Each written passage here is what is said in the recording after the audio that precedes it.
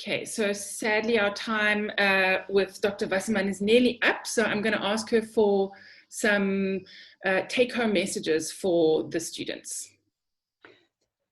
Most important take-home message is, besides the erection, is pain, sexual pain in women. From my heart, I ask you to inquire about pain and discomfort with women. So I'm hesitating because it's always difficult for doctors to know how to ask these questions. And I teach them. It's not about saying to them, how many sexual partners do you have? Or have you had an abortion? Or do you masturbate? No one's going to answer you that. It's about, tell me about your sexual difficulties, or tell me what's going on in the bedroom. And so it is with sexual pain. If we look at the numbers, 33% of women have sexual pain. Out of those women, 23% never tell their doctor or their partner. We've got a very high rate of vaginismus, of what's called genitopelvic pain penetration disorder. And if you do not ask, they will not tell. It is absolutely essential that you do that. When you prescribe a contraceptive, you must let that woman know that one of the side effects could be penetrative pain.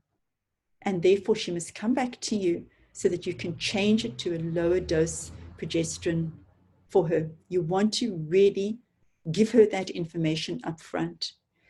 You want to say to her, tell me about any discomfort or pain that you may have with penetration.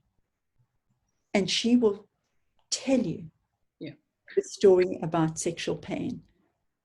It's a hugely inhibiting factor. She may present to you because I'm not interested in being sexual. She will not say, because of the stigma and the shame around it, I have pain. Or she may come to you because she says she's infertile. She can't fall pregnant. I ask you to please spend time doing a pain assessment, a sexual pain assessment, before you start her on infertility treatment. Yeah, that very much resonates with my experience in women's health, certainly. And also because, you know, sexual pain and everything that underlies it and all the things that can contribute to it could lead to somebody trying to refuse intercourse, which might have very dire consequences in terms of intimate partner violence. So that's sort of where I look at it from. So 100%. And it's like the patient is waiting for someone to ask the right question. So I like very much what you say about, it's just about opening the door and being that doctor who is legitimizing and giving permission to this person to talk about something that nobody else has asked them about.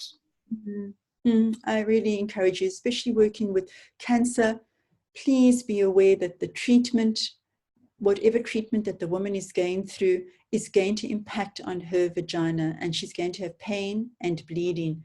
And there are wonderful things to be able to do which are non-hormonal to help her to be able to still have penetration if that's what she chooses to have.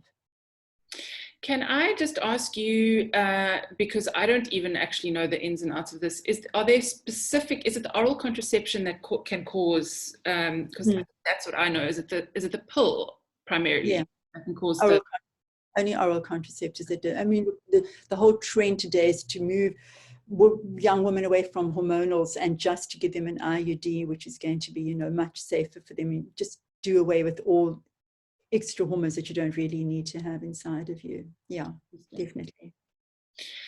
This has been a wonderful discussion. I could talk to you for hours, but yes, I have to move on to the next task, the next meeting.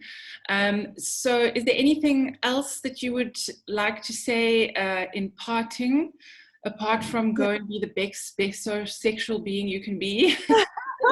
Yeah, I think that's a beautiful way to actually end it, Siobhan, is to recognize that this may be a lovely journey for you to begin, because you need to be comfortable and confident again, shown in your face and your verbal and your physical cues, that Yeah. you're okay to be engaging in this really difficult conversation with your patient.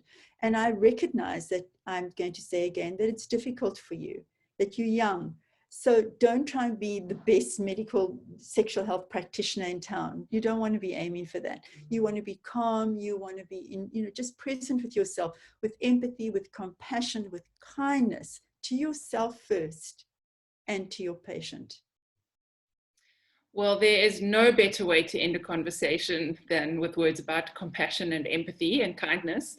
So thank you so much for taking the time to have a chat with us in these ridiculously unusual times. I'm just going to stop the recording.